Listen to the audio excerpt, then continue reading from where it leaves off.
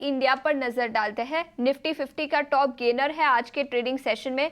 करीब 2.5% की तेजी स्टॉक पर दिखी है। इनफैक्ट कोल इंडिया ही नहीं, एनर्जी रिलेटेड कई सारे स्टॉक्स हैं जहां पर एक्शन है। बीपीसीएल की तो हमने बात की, इसके अलावा ओएनजीसी में भी 2.5% की तेजी और आईओसी में भी 1.5% से ज्यादा की तेजी दिखी है। अमोल जी, दो स्टॉक्स से आपकी राय लेना चाहूंगी। एक है कोल इंडिया और दूसरा है ओएनजीसी। दोनों ही स्टॉक्स में 2.5% से ज्यादा की तेजी दिखी है, लेकिन चार्ट्स पर क्या राय बनती है? दोनों ही अगर हम शॉर्ट टर्म टाइम फ्रेम में देखते हैं तो दोनों ही स्टॉक शॉर्ट टर्म में हिसाब से अगर मैं देखता हूँ तो बुलिश साइड पे ही है, और ये टेक्सचर बता रहा है कि बुलिश जो मोमेंटम है वो कंटिन्यू रहने के चांसेस है। अगर हम कोल इंडिया के बारे में देखते हैं तो हायर बॉटम फॉर्मेशन है। एक्चुअली लास्ट रैली में स्टॉक ने इतना कंट्रीब्यूट किया नहीं था, बट कहीं ना कहीं अभी ये कंसोलिडेशन से बाहर निकल रहा है, हायर बॉटम फॉर्मेशन है। तो मेरे लिए इम्पोर्टेंट लेवल रहेगा शॉर्ट टर्म ट्रेडर्स के लिए 490 और 480। ये दोनों दो इम्पोर्टेंट सपोर्ट्स लेवल रहेंगे। अगर उसके ऊपर रहता है तो ये स्टॉक वापस से 520 525 की तरफ शॉर्ट टर्म में जा सकता है। और अगर हम ओएनजीसी में देखते हैं तो ओएनजीसी में ये मंथ में अच्छा खासा रैली आया था, एक 13% का तक के गेन्स देखने को मिले थे। ब्रेकआउट किया था, ब्रेकआउट के बाद एक ब्रेकआउट कंटिन्यूएशन फॉर्मेशन स्टॉक ने कंटिन्यू रखा है। I think bullish momentum continue है। 300 एंड 295 एक सैक्रोसैंट सपोर्ट लेवल के काम करेंगे। अगर उसके ऊपर ये स्टॉक रहते हैं तो आई थिंक ये जो बुलिश टेक्सचर है वो कंटिन्यू रह सकता है, और आने वाले दिनों में 310 315 तक के भी लेवल देखने को मिल सकते हैं। तो ओएनजीसी पर पॉजिटिव नजरिया, 310 से 315 तक के लेवल्स इस स्टॉक पर दिखाई दे सकते हैं। शेयरों की भी बात करते हैं क्योंकि यहाँ पर भी आज काफी एक्शन है। कोचिन शिपयार्ड और गार्डन रीच शिप बिल्डर्स दोनों ही स्टॉक्स 5% की ऊपरी सर्किट में लॉक्ड इन है।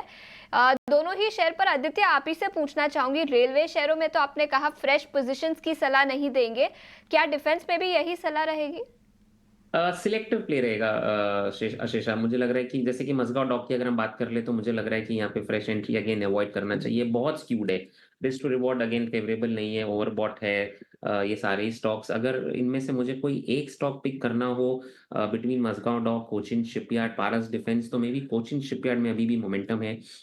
खरीदारी की सलाह दूंगा मैं। करंट लेवल्स पे नीचे स्टॉप लॉस लगाए 2650 का, और ऊपर में आपको टारगेट्स यहाँ पे 3000 और 3200 के देखने मिलेंगे। तो पहला टारगेट रहेगा 3000 का, दूसरा टारगेट रहेगा 3200 का, और नीचे स्टॉप लॉस हमको लगाना है 2700 से लेके 2680। ये एक स्टॉक है जिसमें मुझे लग रहा है कि अभी भी थोड़ा अपसाइड लेफ्ट है और यहाँ पे खरीदारी फ्रेश कर सकते हैं। डिफेंस शेयरों में कोचिन शिपयार्ड पर खरीदारी की राय दी जा रही है और इस लेवल से भी ऊपर के स्तर दिखाई दे सकते हैं। और स्टॉक की ओर फोकस करते हैं। इन सब के बीच में आज इंडिजीन के स्टॉक को जरा सामने लेकर आते हैं। माइक्रोसॉफ्ट के साथ लंबी अवधि के लिए इंडिजीन के करार की बात सामने आई है और उसका इम्पैक्ट हम साफ तौर पर स्टॉक पर देख पा रहे हैं। 3.5% से ज्यादा की तेजी यहां पर नजर आ रही है। आरवीएनएल आज एक बार फिर फोकस में है।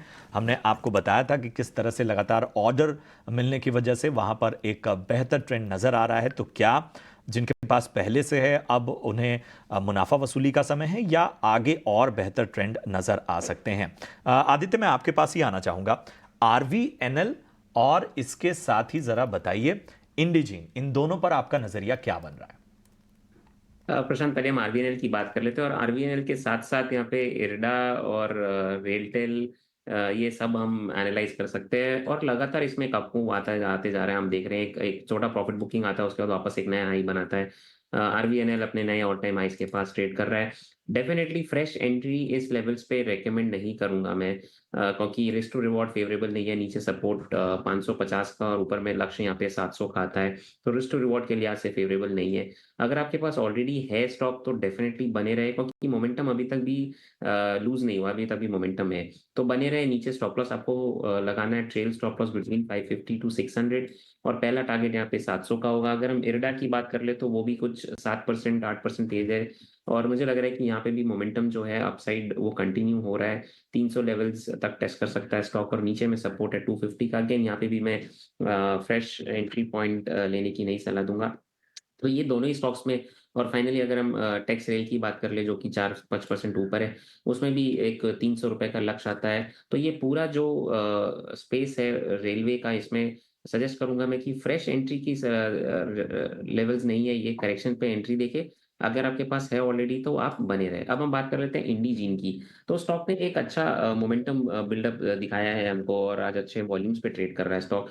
तो बने रह सकते हैं स्टॉक में और मुझे लग रहा है कि कहीं न कहीं यहाँ पे हायर लेवल्स आपको देखने मिल सकते हैं और भी 4 से 5% तो इमीडिएट अपसाइड है और अगर आप इसमें थोड़ा और होल्ड करेंगे, तो ऊपर की तरफ में आपको यहाँ पे 640, 660 के टारगेट्स देखने मिलेंगे। बिल्कुल, तो ये राय थी रेलवे शेयरों पर और उसके अलावा इंडिजीन की भी हमने बात। जाहिर सी बात है कि ये टीसीएस के हिसाब से पूरे आईटी पॉकेट पर भी नज़र रहेगी, क्योंकि टीसीएस के नतीजे जो होंगे वो बहुत कुछ प्रभावित करेंगे, न सिर्फ पूरे बाजार को बल्कि खासतौर पे आईटी काउंटर्स को।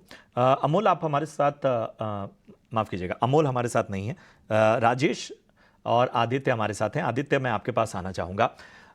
ज़रा बताइए कि हमें वाकई फ़िलहाल तो टीसीएस के नतीजों का वेट करना होगा, लेकिन उसके बावजूद जिस तरह से अनुमान है और बाकी चीज़ें पूरे आईटी सेक्टर में चल रही हैं, ग्लोबली जिस तरह की खबरें सामने आती हैं, इन सब को अगर देखें तो आईटी पॉकेट्स ने हाल फिलहाल लीडरशिप लेने की भी कोशिश की।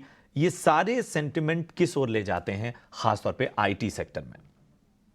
प्रशांत, अगर हम आईटी की बात करें तो इसमें थोड़ा-सा आपको नज़रिया लंबा रखना पड़ेगा क्योंकि ये ट्रेडिंग बेट एग्ज़ैक्टली नहीं बन बन पाता है। हम इसमें देखते हैं 1 से 2 हफ्ते का एक अप मूव आता है, उसके बाद वापस एक फॉल आता है और उसमें लोग हमेशा फँस जाते हैं। तो आईटी में एक क्लियर अप ट्रेंड तो बिल्कुल नहीं है। इसमें कोई दो राय नहीं है। लेकिन एक इंटरेस्टिंग बात ये है कि अपने लोज़ से आईटी ने एक अच्छा बाउंस बैक किया है और एक अच्छा बेस फॉर्मेशन कर दिया अगर हम आईटी स्टॉक्स की बात करें। मिड कैप आईटी स्टॉक्स की बात करें या लार्ज कैप आईटी स्टॉक्स की बात करें। अब अगर हम लार्ज कैप आईटी स्टॉक्स में देख लें तो इन्फोसिस, टीसीएस, एचसीएल टेक सभी ने एक अच्छा बेस फॉर्मेशन करके वहाँ से एक अच्छा अप मूव भी दिखा चुका है। तो मुझे लग रहा है अगर एक छोटा पुल बैक आता है इन्फोसिस, टीसीएस या एचसीएल टेक में नतीजों के बाद, तो एक अच्छा मौका रहेगा एंट्री लेने का। बहुत इंटरेस्टिंग ये है कि एक अच्छे 2 से 3 दिन या 1 हफ्ते के फॉल के बाद ये सभी आईटी स्टॉक्स रिकवर भी करते हैं उतनी जल्दी।